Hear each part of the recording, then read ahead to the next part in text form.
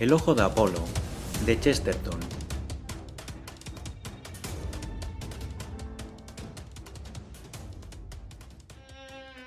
Esa extraña bruma centelleante, confusa y transparente a la vez, que es el secreto del Támesis, iba pasando del tono gris al luminoso, a medida que el sol ascendía hacia el cenit de Westminster, cuando dos hombres cruzaron el puente de Westminster.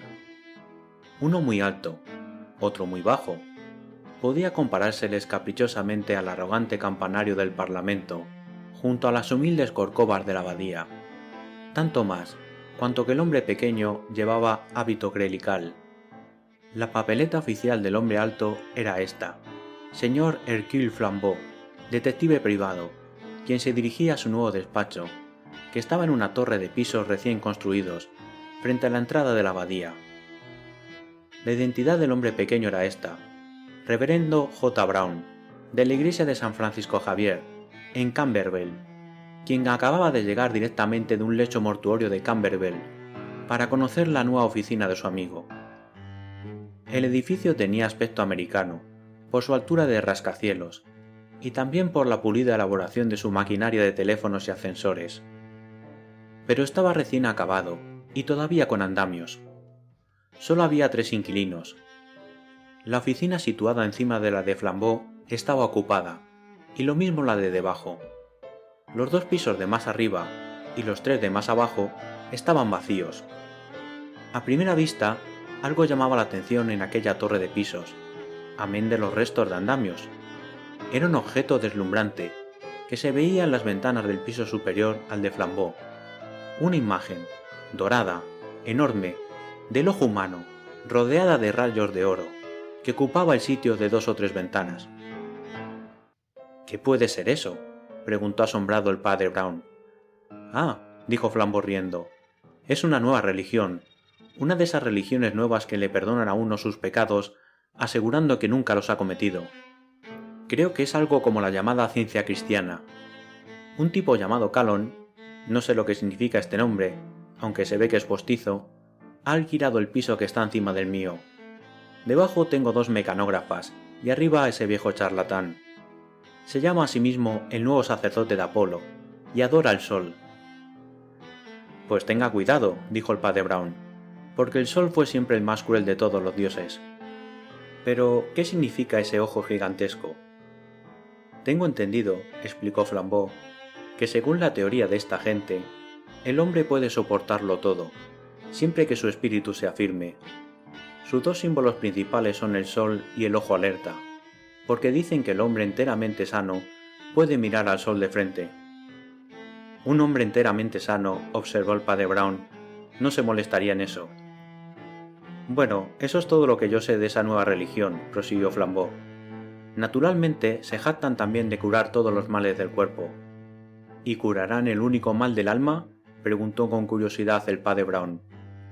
¿Cuál es?, preguntó el otro sonriendo.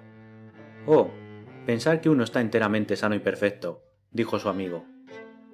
A Flambeau le interesaba más el silencioso despachito de abajo que el templo llameante de arriba. Era un meridional muy claro, incapaz de sentirse más que católico o ateo. Y las nuevas religiones, fueran estas más o menos brillantes, no eran su problema. Pero la humanidad sí lo era, sobre todo cuando tenía una cara bonita. Además, las damas del piso inferior eran, en su clase, de lo más interesante. 2 hermanas llevaban la oficina, ambas delicadas y morenas, una de ellas esbelta y atractiva. Tenía un perfil aguileño y anhelante, y era uno de esos tipos que recuerda a uno siempre de perfil, como recortados en el filo de un arma. Parecía capaz de abrirse paso en la vida. Tenía unos ojillos brillantes, pero más con brillo de acero que de diamante, y su figura, rígida y delgada, convenía poco a la gracia de sus ojos. La hermana menor era como una contracción de la otra, algo más borrada, más pálida y más insignificante.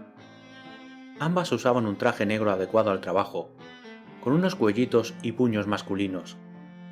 Mujeres enérgicas de este estilo las hay a cientos en las oficinas de Londres, pero el interés de ellas estaba, más que en su situación aparente, en su situación real. Porque Paulina Stacy, la mayor, Era heredera de un blasón y medio condado, y una verdadera fortuna. Había sido educada en castillos y entre jardines, antes de que una frígida fiereza, característica de la mujer moderna, la arrastrara a lo que ella consideraba como una vida más intensa y más alta. No había renunciado a su dinero. No, eso hubiera sido un abandono romántico monástico, ajeno por completo a su utilitarismo imperioso.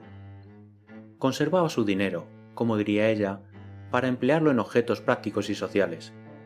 Parte había invertido en el negocio, núcleo de un emporio mecanográfico modelo. Parte estaba distribuido en varias ligas y asociaciones para el fomento del trabajo femenino.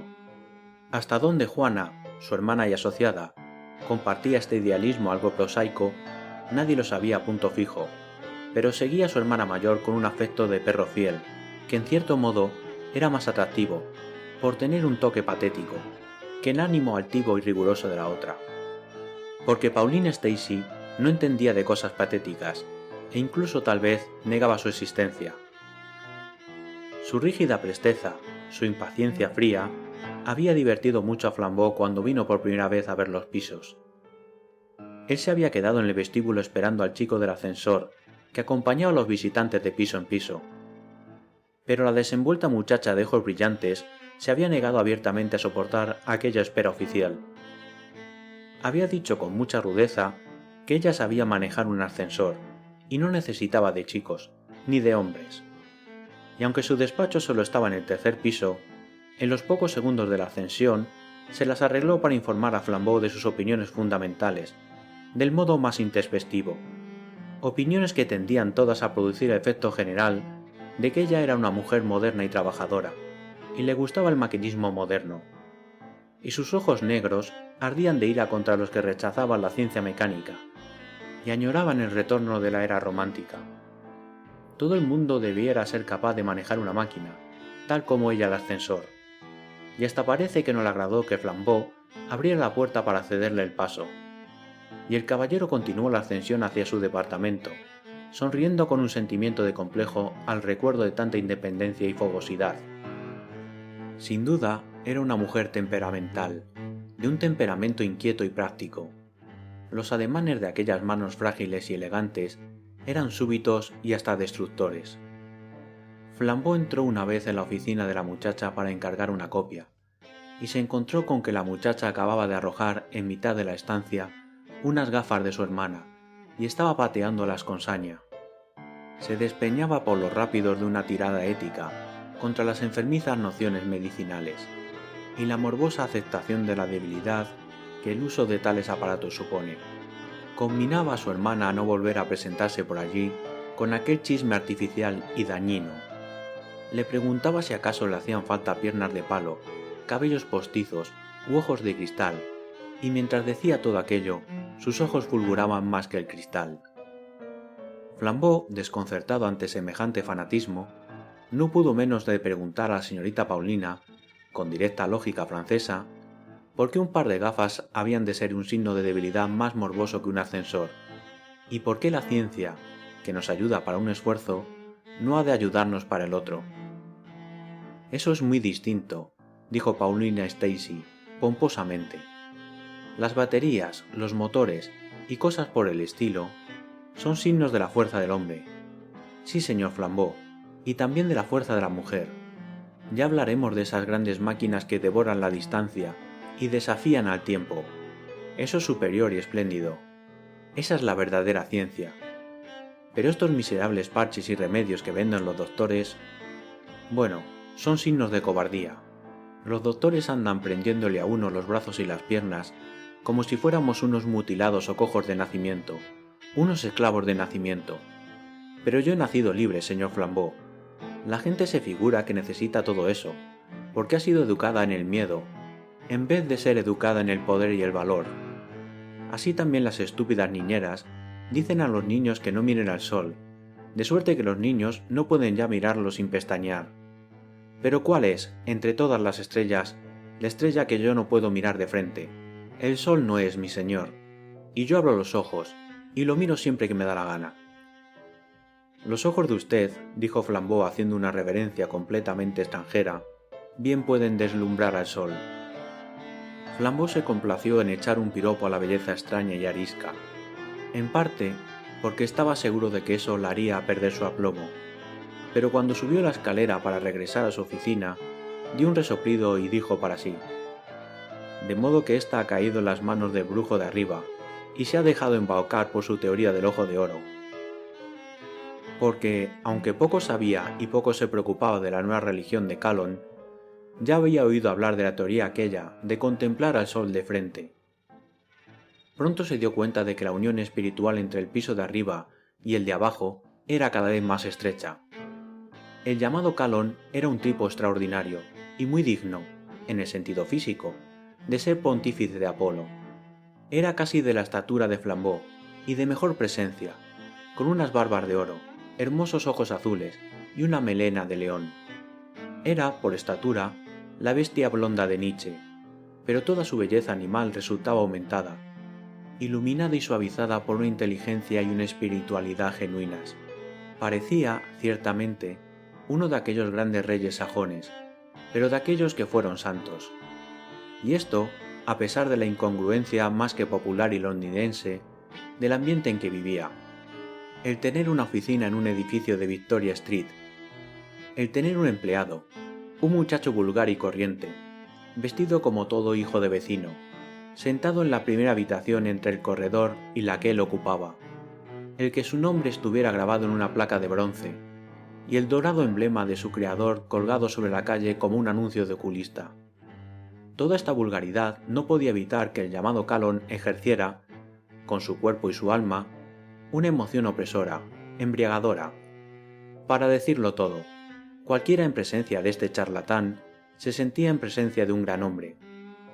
Hasta con aquel traje de lino ligero que usaba como ropa de trabajo, era una figura fascinadora y formidable, y cuando se envolvía en sus vestiduras blancas y se coronaba con una rueda de oro para hacer sus diarias salutaciones al sol, se mostraba realmente tan espléndido que muchas veces la gente de la calle no se atrevía a reír. Porque 3 veces al día, este nuevo adorador del sol salía al balcón, frente a la fachada de Westminster, y recitaba una letanía a su radiante señor, una al amanecer, otra al ponerse el sol, y otra al toque de mediodía. Precisamente daban las 12 en las torres del Parlamento y la parroquia, cuando el padre Brown, el amigo de Flambeau, alzó los ojos y vio al blanco sacerdote de Apolo en el balcón. Flambeau, cansado de admirar estas salutaciones diarias a Febo, entró en la casa sin reparar siquiera si su amigo le seguía. Pero el padre Brown, fuera en virtud de su interés profesional por los ritos o de su interés personal por las extravagancias, se detuvo a contemplar el balcón del idólatra, como se hubiera detenido a ver una representación guiñolesca del Pan San Yadi. Calonne, el profeta, erguido, lleno de adornos de plata, con las manos levantadas, dejaba oír su penetrante voz, recitando las letanías solares sobre el trajín de la calle. Estaba en mitad de su letanía. Sus ojos estaban fijos en el disco llameante. No es fácil saber si veía a alguien o a algo de este mundo, pero es seguro que no vio a un sacerdote pequeñín, carirredondo, que, entre la multitud de la calle, lo miraba pestañeando. Tal vez nunca se vio mayor diferencia entre dos hombres, ya de suyo tan diferentes. El padre Brown no podía ver nada sin pestañear, y el sacerdote de Apolo contemplaba el astro de mediodía sin el menor temblor en los párpados. «¡Oh sol!», gritaba el profeta. «¡Oh estrella demasiado grande para convivir con las demás! ¡Oh fuente que fluyes mansamente en los secretos del espacio! Padre blanco de toda blancura, de las llamas blancas, las blancas flores y las cumbres albeantes. Padre más inocente que la más inocente de tus criaturas. Oh pureza primitiva, en cuya serenidad perenne».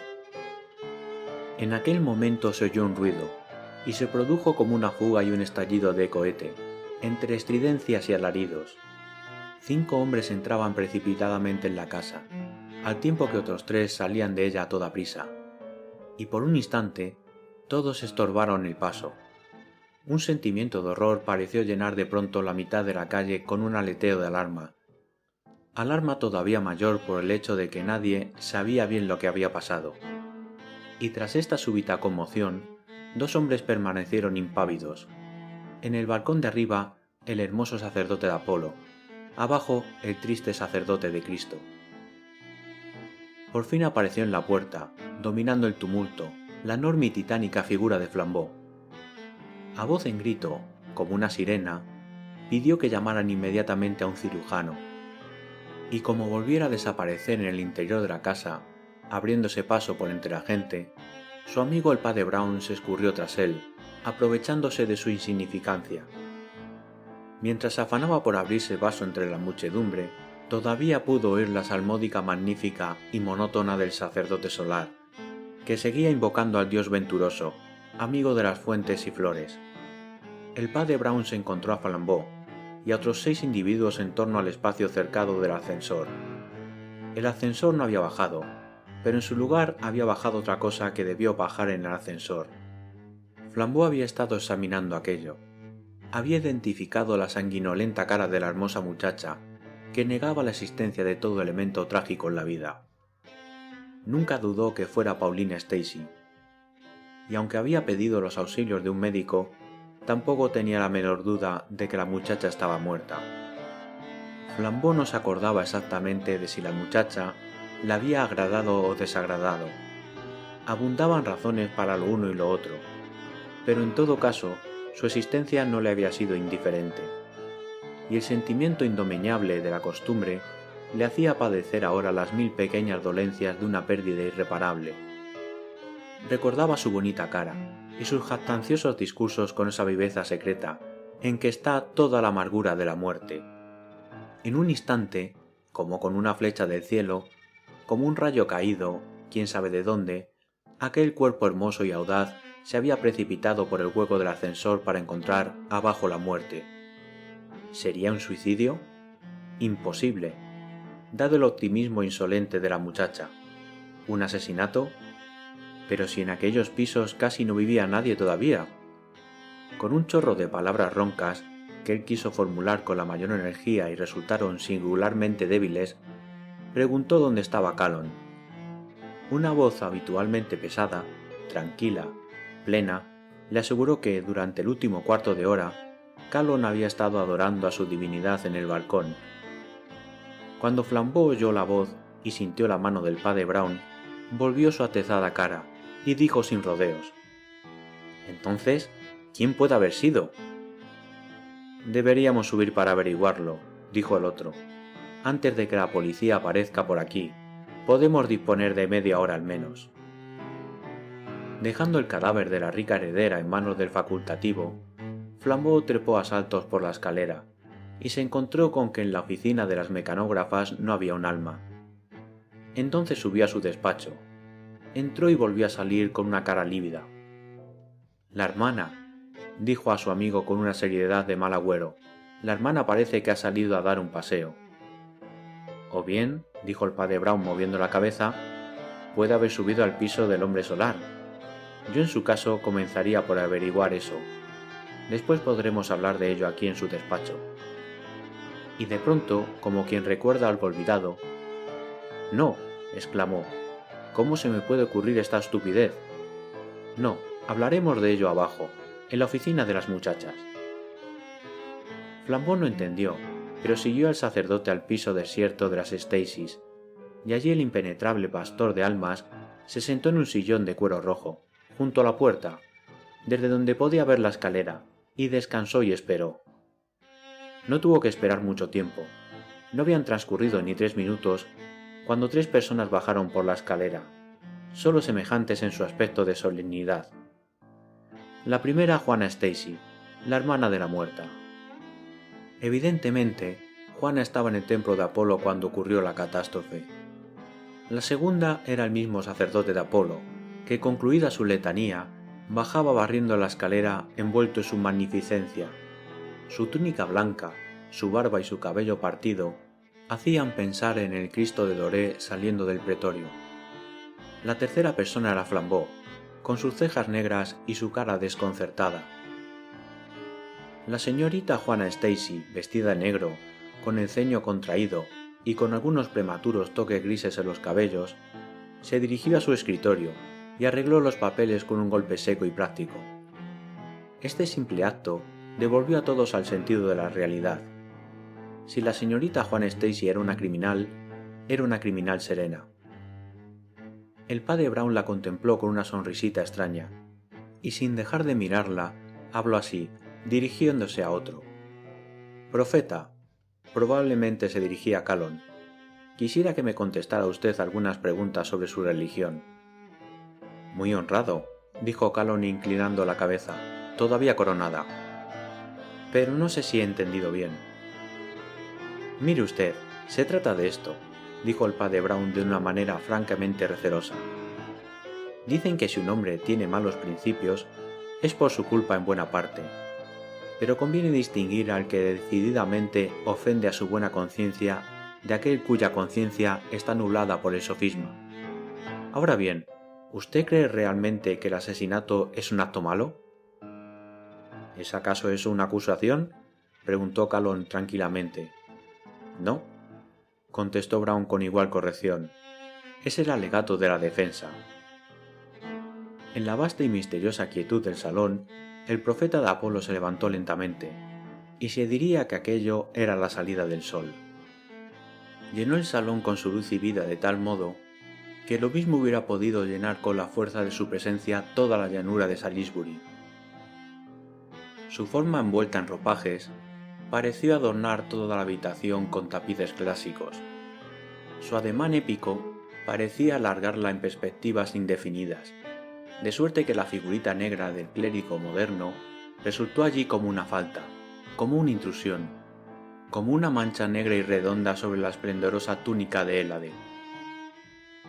Al fin nos hemos encontrado, Caifás, dijo el profeta. Tu iglesia y la mía son las únicas realidades de esta tierra. Yo adoro al sol, y tú la puesta de sol. Tú eres sacerdote de Dios moribundo, y yo de Dios en plena vida. Tu calumniosa sospecha es digna de tu sotana y tu credo. Tu iglesia no es más que una policía negra.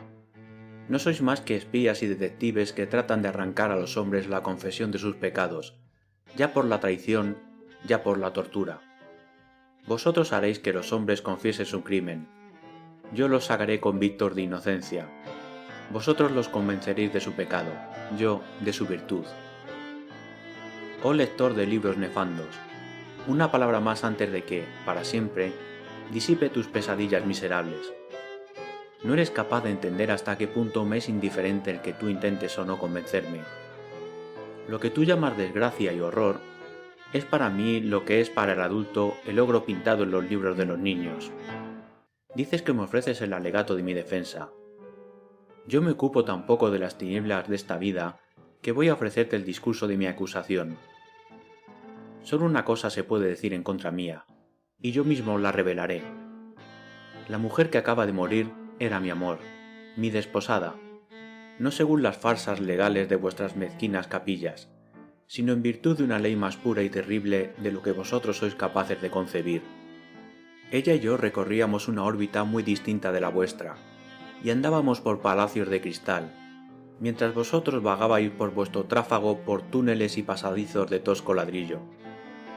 Harto sé yo que la policía, teológica o no, supone que donde quiera que ha habido un amor puede haber odio. Y aquí está la primera base para la acusación. Pero el segundo punto es todavía más importante, y yo lo ofrezco por eso de buena gana. No solo es verdad que Paulina me amaba, sino que es cierto también que esta misma mañana, antes de que ella muriera, escribió en esa mesa su testamento, haciendo para mí y mi nueva iglesia un legado de $500,000. Ea pues, ¿dónde están las esposas?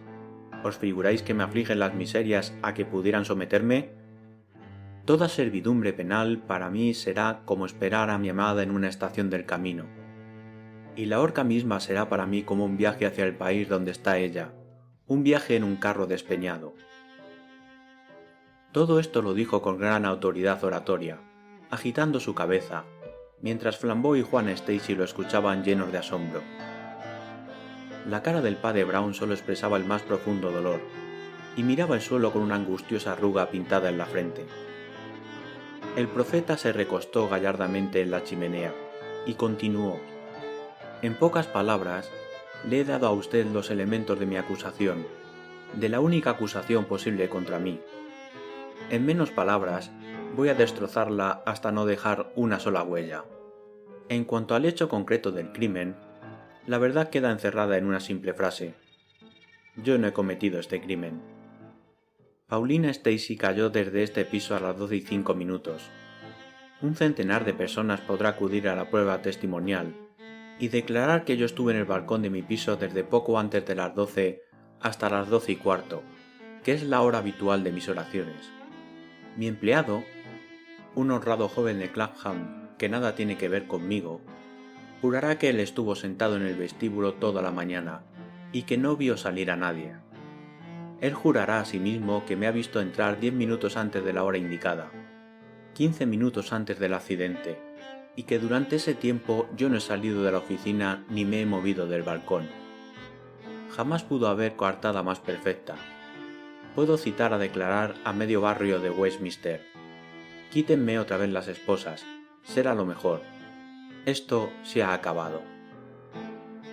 Pero todavía, para que no quede ni el menor asomo de tan estúpida sospecha, le diré a usted todo lo que quiera saber de mí. Creo estar al tanto de cómo vino a morir mi infortunada amiga. Si usted quiere, podrá usted echármelo en cara, o acusar por lo menos a mi religión y a mi fe, pero no encerrarme en la cárcel por ello. Es bien sabido de cuántos se consagran a las verdades superiores, que algunos adeptos o Illuminati han alcanzado realmente el poder de levitación, es decir, la facultad de suspenderse en el aire. Este hecho no es más que una parte de la general conquista de la materia, que constituye el elemento principal de nuestra sabiduría oculta. La pobre Paulina tenía un temperamento impulsivo y ambicioso. A decir verdad, yo creo que ella se figuraba haber profundizado en los misterios mucho más de lo que en efecto había conseguido. A menudo me decía, cuando bajábamos juntos en el ascensor, que teniendo voluntad firme, podría uno bajar flotando sin mayor daño que una pluma ligera.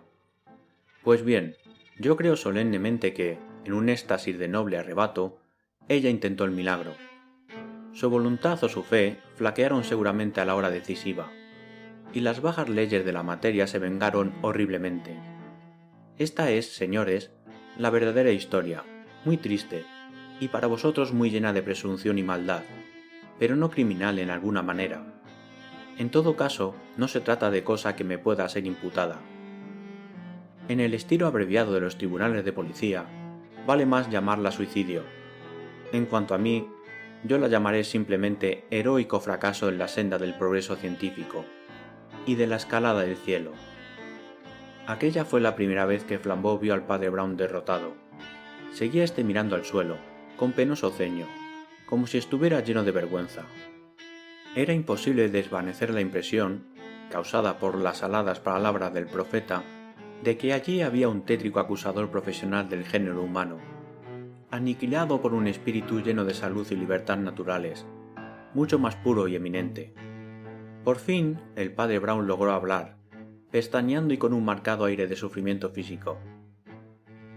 Bueno, puesto que así es, caballero, no tiene usted más que tomar el testamento y marcharse. ¿Dónde lo ha dejado la pobre señora? Debe de estar por ahí en el escritorio, junto a la puerta, dijo Calón con esa sólida candidez que, desde luego, parecía absorberlo. Ella me había dicho que hoy lo redactaría, y al subir en el ascensor a mi apartamento, la vi escribiendo. ¿Estaba la puerta abierta?, preguntó el sacerdote mirando distraídamente el ángulo de la escalera. Sí, dijo Calón. Ah, contestó el otro. Desde entonces ha estado abierta. Y continuó estudiando la trama de la estera. Aquí hay un papel, dijo la triste señorita Juana con voz alterada. Se había acercado al escritorio de su hermana, que estaba junto a la puerta, y tenía en la mano una hoja de papel azul. En su rostro había una acre sonrisa, de lo más inoportuno en un momento como aquel. Flambeau no pudo por menos que mirarla con extrañeza. Calón el profeta no manifestó curiosidad alguna por el papel, manteniendo siempre su regia indiferencia. Pero Flambeau lo tomó de manos de la muchacha y lo leyó con la más profunda sorpresa. Comenzaba el papel, en efecto, con los términos sacramentales de un testamento, pero después de las palabras «hago donación de todo cuanto he poseído», la escritura se interrumpía de pronto con unos trazos y rayas en seco, donde ya no era posible leer el nombre del legatario.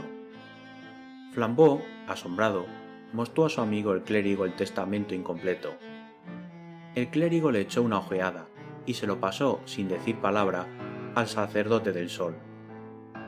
Un instante después, el pontífice, con sus espléndidos ropajes talares, cruzó la estancia en 2 brincos, e irguiéndose cuán largo era frente a Juana Stacy, con unos ojazos azules que parecían salírsele de la cara, dijo: «¿Qué trampa endiablada es esta?», gritó. «Esto no es todo lo que escribió Paulina». Todos se quedaron sorprendidos al oírle hablar en un tono de voz tan diferente del primero. En su habla se notaba ahora un gangueo yanqui no disimulado. Toda su grandeza y buen inglés se le cayeron de encima como una capa. «Esto es lo único que hay en el escritorio», dijo Juana, y se le quedó mirando con la misma sonrisilla perversa. De pronto aquel hombre empezó a proferir blasfemias y a desembuchar cataratas de palabras incrédulas. Aquella manera de abandonar la máscara era realmente penosa. Era como si a un hombre se le cayera la cara que Dios le dio. Cuando se cansó de maldecir, gritó en perfecto dialecto americano: «Oiga usted, yo seré un aventurero, pero me está pareciendo que usted es una asesina. Sí, caballeros, aquí tienen ustedes explicado su enigma, y sin recurrir a la levitación. La pobre muchacha escribe un testamento en mi favor. Llega su malvada hermana, pugna por arrancarle la pluma, la arrastra hasta la reja del ascensor, y la precipita antes de que haya podido terminarlo. Voto tal. Traigan otra vez las esposas». «Como usted ha dicho muy bien», replicó Juana con horrible calma, «el ayudante de usted es un joven muy honrado, que sabe bien lo que vale el juramento, y jurará sin duda ante cualquier tribunal que yo estaba arriba, en el piso de usted, preparando ciertos papeles que había de copiar a máquina, desde 5 minutos antes hasta 5 minutos después de que mi hermana cayera por el hueco del ascensor. También el señor Flambeau le dirá a usted que me encontró arriba». Hubo un silencio. «¿Cómo?», exclamó Flambeau. «¿Entonces Paulina estaba sola cuando cayó y se trata de un suicidio?». «Estaba sola cuando cayó», dijo el padre Brown, «pero no se trata de un suicidio». «Entonces, ¿cómo murió?», preguntó Flambeau con impaciencia. «Asesinada». «Pero si estaba sola», objetó el detective. «Fue asesinada cuando estaba sola», contestó el sacerdote.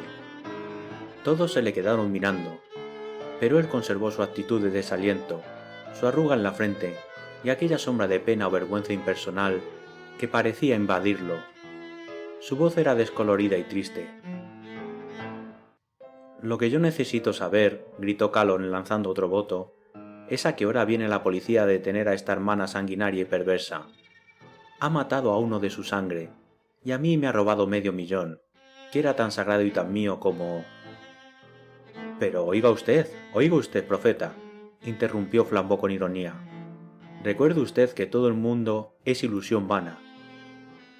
El hierofante del áureo sol hizo un esfuerzo para volver a su pedestal, y dijo: «Si no se trata solo de dinero, aunque esa suma bastaría para propagar la causa en todo el mundo. Se trata de los deseos de mi amada. Para Paulina todo esto era santo. En los ojos de Paulina...». El padre Brown se levantó de un salto, tan bruscamente que derribó el sillón. Estaba mortalmente pálido, pero parecía encenderlo una esperanza. Sus ojos llameaban. «Eso es», gritó con voz clara. «Pero hay que comenzar, en los ojos de Paulina». El esbelto profeta retrocedió espantado ante el diminuto clérigo, y gritó: «¿Qué quiere usted decir? ¿Qué pretende usted hacer?». «En los ojos de Paulina», repitió el sacerdote, con los suyos cada vez más ardientes. Continúe usted, en nombre de Dios. El más horrible crimen que pueden inventar los demonios es más leve después de la confesión. Confiese usted, se lo imploro. Continúe usted, en los ojos de Paulina. «Déjeme usted en paz, demonio», tronó Calón, luchando como un gigante amarrado. «¿Quién es usted? Usted, espía maldito, para envolverme en sus telarañas, y atisbar así, y escudriñarme el alma. Déjeme usted irme en paz». «¿Debo detenerlo?», preguntó Flambeau saltando hacia la puerta, que ya Calón tenía entreabierta. «No, déjelo usted salir», dijo el padre Brown, con un suspiro hondo y extraño que parecía salir del fondo del universo. «Deje usted salir a Caín, porque pertenece a Dios». Cuando aquel hombre hubo salido, sobrevino un largo silencio, que fue, para la impaciencia de Flambeau, una agonía de interrogaciones. La señorita Juana Stacy se puso con la mayor frialdad a arreglar los papeles de su escritorio. «Padre», dijo al fin Flambeau, «es mi deber, no solo es cuestión de curiosidad, es mi deber averiguar, si es posible, quién cometió el crimen». «¿Cuál crimen?», preguntó el padre Brown. «El crimen que nos ocupa, naturalmente», replicó su amigo con impaciencia. «Es que se trata de dos crímenes», explicó Brown, «crímenes de muy distinta condición, y también de dos criminales distintos». La señorita Juana Stacy, habiendo juntado sus papeles, echó la llave al cajón. El padre Brown siguió haciendo de ella tan poco caso como ella parecía hacerle a él. Los dos crímenes, observó, fueron cometidos aprovechándose de la misma debilidad de la misma persona, y luchando por arrebatarle su dinero. El autor del crimen mayor tropezó en su camino con el crimen menor. El autor del crimen menor fue el que se quedó con el dinero. «Oh, no hable usted como un conferenciante», gritó Flambeau. «Dígalo usted en pocas palabras». «Puedo decirlo en una sola palabra», contestó su amigo. La señorita Juana Stacy, con una muequecilla de persona ocupada, se puso ante el espejo su sombrero negro de trabajo, y mientras la conversación continuaba, tomó su bolsa y su sombrilla y salió de la habitación. «La verdad», dijo el padre Brown, «está en una sola y breve palabra. Paulina Stacy era ciega». «¿Ciega?», repitió Flambeau, irguiendo lentamente su enorme estatura. «Estaba condenada a ello por nacimiento», continuó Brown. «Su hermana la hubiera obligado a usar gafas si ella lo hubiera consentido. Pero su filosofía o su capricho era que no debe uno aumentar estos males sometiéndose a ellos. No admitía, pues, la nebulosidad de su vista, o trataba de disipar la fuerza de voluntad. Su vista, sometida a semejante esfuerzo, fue empeorando, pero todavía faltaba el último y agotador esfuerzo. Y sobrevino con ese precioso profeta, o como se llame, que la enseñó a mirar de frente al sol. A esto llamaban la aceptación de Apolo. Ay, si estos nuevos paganos fueran siquiera antiguos paganos, serían un poco mejores. Los antiguos paganos sabían que la simple y cruda adoración de la naturaleza tiene sus lados crueles. Sabían bien que el ojo de Apolo ciega y consume. Hubo una pausa, y el sacerdote continuó con una voz suave y algo quebrada. «No es seguro que este hombre infernal la haya vuelto ciega a propósito, pero no cabe duda de que se aprovechó deliberadamente de su ceguera para matarla. La sencillez misma del crimen es abrumadora. Ya sabe usted que tanto él como ella subían y bajaban en el ascensor sin ayuda del empleado. También sabe usted que este ascensor se desliza sin el menor ruido. Calón subió en el ascensor hasta este piso, y pudo ver, por la puerta abierta, a la muchacha, que escribía con toda la lentitud de quien ha perdido la vista el testamento prometido.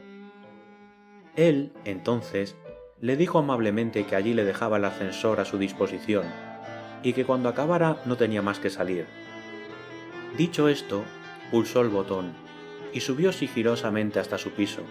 Entró en su oficina, salió a su balcón y estaba orando tranquilamente ante la muchedumbre callejera, cuando la pobre muchacha, acabada su obra, corrió alegremente a donde su amante, y el ascensor había de recibirla. Dio un paso. «¡No!», gritó Flambeau. «Con solo haber pulsado ese botón», continuó el curita con la voz descolorida que usaba para describir las cosas horribles, «debió haber ganado $500,000. Pero el negocio se frustró. Se frustró porque dio la pícara casualidad de que otra persona codiciaba también ese dinero, persona que también conocía el secreto de la ceguera de Paulina. En este testamento había algo de lo que nadie se había dado cuenta. Aunque incompleto y sin firma de la autora, ya lo habían firmado como testigos alguna empleada y la otra señorita Stacy. Juan había firmado anticipadamente, diciendo, con un desdén de las formas legales típicamente femenino, que ya lo acabaría Paulina después. Es decir, que Juana quería que su hermana firmara el testamento sin ningún testigo en el momento de la firma. ¿Por qué? Pienso en la ceguera de Paulina, y creo que seguro que Juana lo que se proponía al desear que Paulina firmara sin testigos era sencillamente que Paulina fuera incapaz de firmarlo, según voy a explicar. Esta gente suele usar siempre plumas estilográficas. Para Paulina era una verdadera necesidad. Ella, por el hábito y la fuerza de voluntad, era capaz todavía de escribir como si conservara ilesa la vista, pero le era imposible darse cuenta de cuándo había que mojar la pluma en el tintero, de suerte que su hermana era la encargada de llenar las plumas, y todas las llenaba con el mayor cuidado, menos una que dejó de llenar también con el mayor cuidado. Y sucedió que el resto de la tinta bastó para trazar una línea, y luego se agotó. Y el profeta perdió 500.000 libras esterlinas, y cometió por nada uno de los asesinatos más brutales y más brillantes que registra la historia. Flambeau se dirigió a la puerta, y oyó los pasos de la policía, que subía por la escalera. Para poder en 10 minutos reconstruir el crimen de Calonne, dijo, volviendo al lado de su amigo, habrá usted tenido que hacer un esfuerzo endemoniado. El padre Brown se agitó en su asiento. ¿El crimen de Calonne?, repuso. No. Más trabajo me ha costado poner en claro el de la señorita Juana y la estilográfica. Yo comprendí que Calonne era el criminal antes de entrar en esta casa. No exagere usted, dijo Flambeau. No, lo digo en serio, contestó el sacerdote. Le aseguro a usted que comprendí que era él quien lo había hecho, aún antes de saber qué era lo que había hecho. ¿Cómo es posible? Estos estoicos paganos, dijo el padre Brown reflexivo, siempre fracasan por su exceso de energía. Hubo un ruido, un griterío en la calle, y a pesar de todo, el sacerdote de Apolo no se inmutó, ni siquiera miró a la calle. Yo no sabía de qué se trataba, pero comprendí que era algo que a él no le cogía de sorpresa.